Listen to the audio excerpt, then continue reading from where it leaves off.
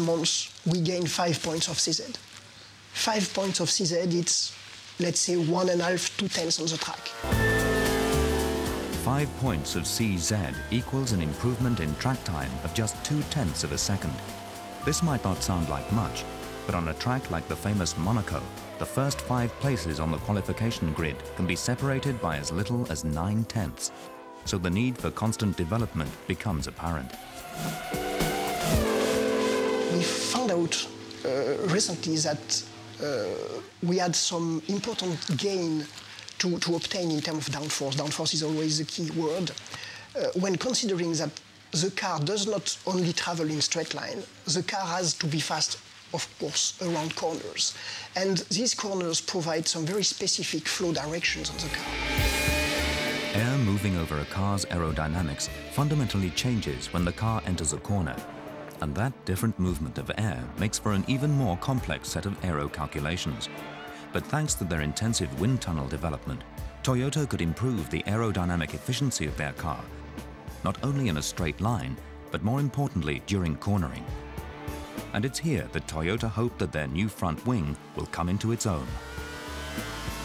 What we can expect for one full year of aerodynamic development is around 50-60 points of downforce, which means something between 1.5 and 2 seconds of improvements. It's a, I would say, usual good improvement rate.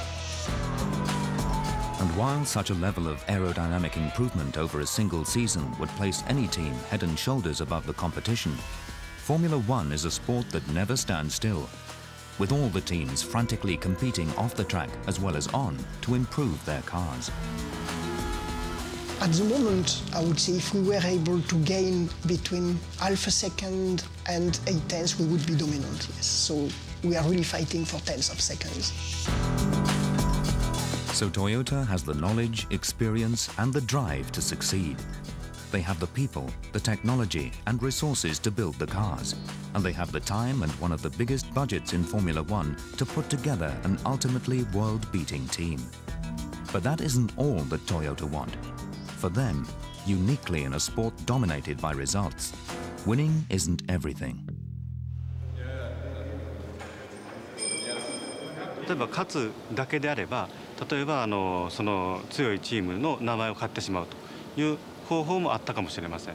If our aim is simply to win race, then obviously one of the options is for us to go and buy a proven team with track record. But of course, that doesn't leave us with a long-term game. And there are a couple of important points we hope to achieve. One is the development of our young team. Of course, our team over here working very hard, and there's also a team based back in Japan. For them to take back into their career and develop themselves, that's very important. And secondly, it's the process of the winning. It's not simply gaining the champion status, but how to get to that point. We place a lot of emphasis onto that area. We'd like people to respect and share our views, and then we'll be achieving our goal. という時にやはり我々のやり方というのが人々にその感銘を与える、また共感をしてもらえる方法じゃないかなと思っています。The importance of process is central to the way that Toyota run their Formula One team and to its eventual success. Rather than building the team around a maverick personality who leads on instinct, Toyota follow a set of unique beliefs that have been in existence almost as long as the company itself. A set of beliefs called the Toyota Way. I think the first thing in the Toyota Way is mistakes shouldn't be punished. If you have a culture of defense, everybody blames each other, and actually it's very difficult to get to the truth and find the real fact. So I think one of the strengths and one of the most important things we're pushing of the Toyota Way is we shouldn't blame each other, we should just be totally factual. People say that it's very philosophical. In many ways I think you can say it's common sense, but probably in daily life we often forget common sense.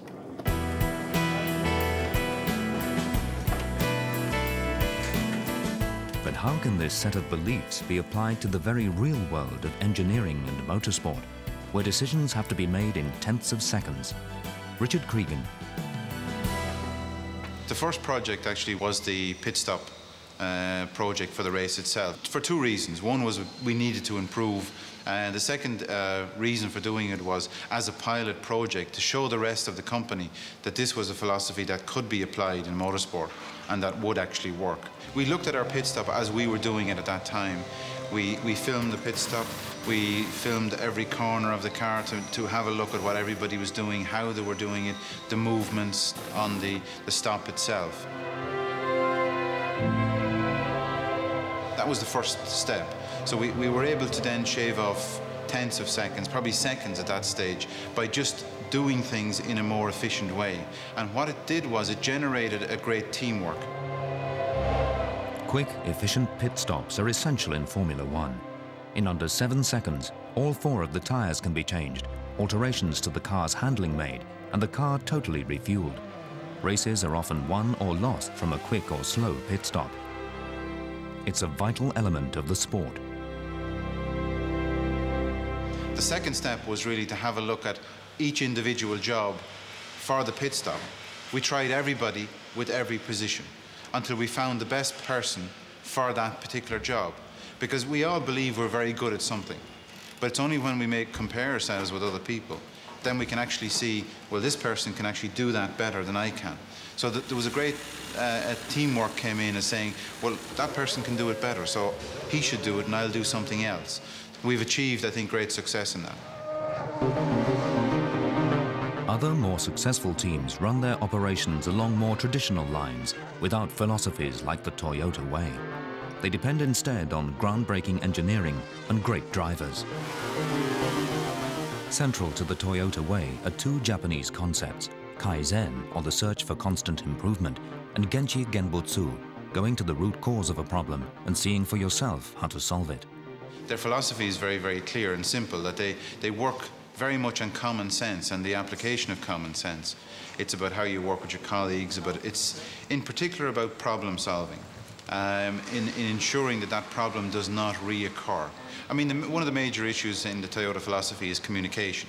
Part of that is Kaizen, is a continuous improvement. It's making sure that no matter how small the steps are, you're making those small steps. You're going forward on a daily basis. Formula One is a very challenging environment. You cannot, from one day to another, change completely things. Program has to be long-term program, and continuous development is a key issue for getting a powerful engine during the season. Genchi Genbutsu was another part of that whole philosophy, which is going to the source. It's making sure that whether you're an engineer, whether you're a manager, whether you're a mechanic, it doesn't matter what you are, you see the problem for yourself. It's not just by a drawing or a photograph or by somebody telling you on a telephone, and then together you find a solution. If you consider winning in Formula One, there are teams who have been in Formula One a long time and haven't won at all. There are teams who have been successful, but they aren't consistently at the top. So I believe that we are trying to use the Toyota way positively to enhance the performance.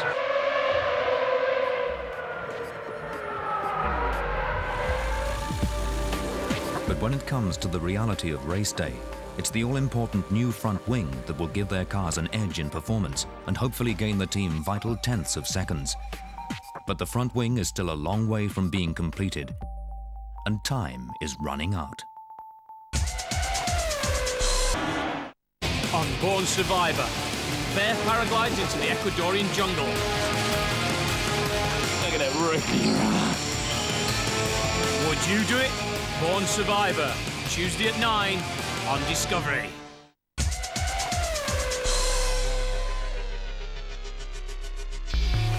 The Panasonic Toyota racing team are developing and testing a new front wing, which they hope to use at the up-and-coming Canadian Grand Prix. A lot's resting on its success, but time is running out to get the front wing shipped to Canada. Time and money have been committed to the front wing's design and wind tunnel development, but ultimately the wing has to perform on the track. Any new element of a Formula One car has to be tested to make sure it's safe and effective. And to do that, Toyota have to get one of their cars up and running in the real world and on a real track.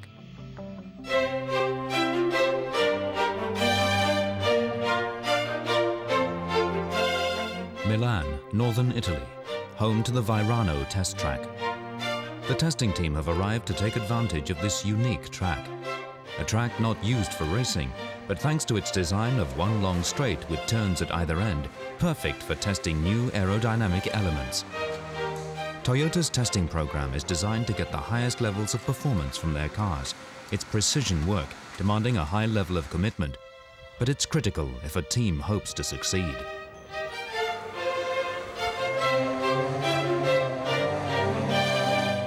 It's here at Vairano that the front wing and other car elements are being put through their final paces before being used at the race, where Toyota will want and expect to see real results.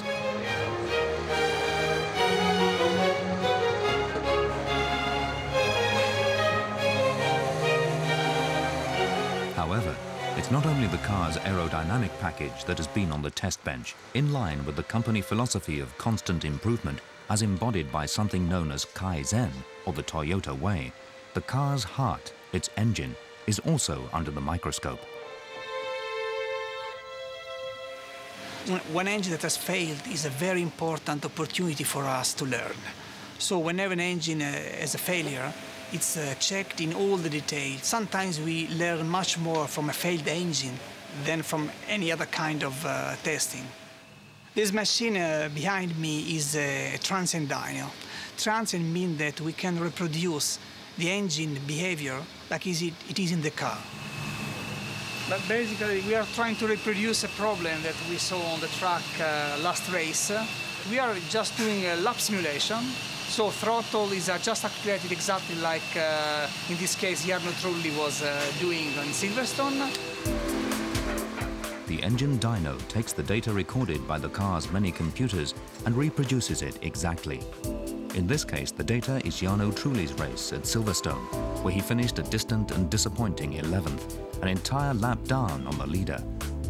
Luca's team can then reproduce every gear change, throttle movement, and even the cooling airflow on the test engine to analyze just what went wrong and attempt to improve the engines for future races.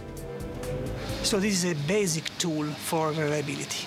So we do several laps. So we simulate the complete weekend, or at this moment, 2 race weekend. And if the engine can survive here, I would say 90% we will survive also on the track.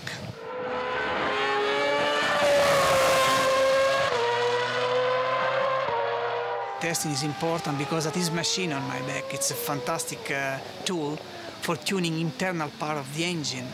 But the last 10% has to be done in a car because the general level of vibration in the car is different. Ever since the 1960s, when a young English racer and engineer named Colin Chapman made a revolutionary breakthrough on race car design, a Formula One car has differed fundamentally from a normal street car. In a normal car, the engine sits inside the chassis. What Chapman did was take the engine and make it part of the chassis itself. In a modern Formula One car, the monocoque, where the driver sits, ends just behind the driver's back, and the engine is bolted directly onto that.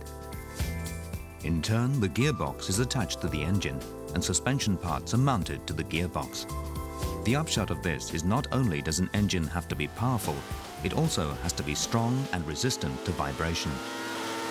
When we speak about engine improvement, sometimes designing a part of the engine that make it stiffer, so helping also the torsional stiffness of the car, is a performance improvement, even though you don't see it in terms of power. Because the engine is key to chassis design, it dictates much of the layout at the rear of the car. So engine and aerodynamic engineers must work closely, sharing developments, challenges, and breakthroughs. Having a good communication flow is fundamental. And of course, we are working daily with Pascal because we are sharing a lot of activity together. We have a lot of decisions we have to take together. And so it's communication is really a very big part of our success. The toughest part of the job is probably to make these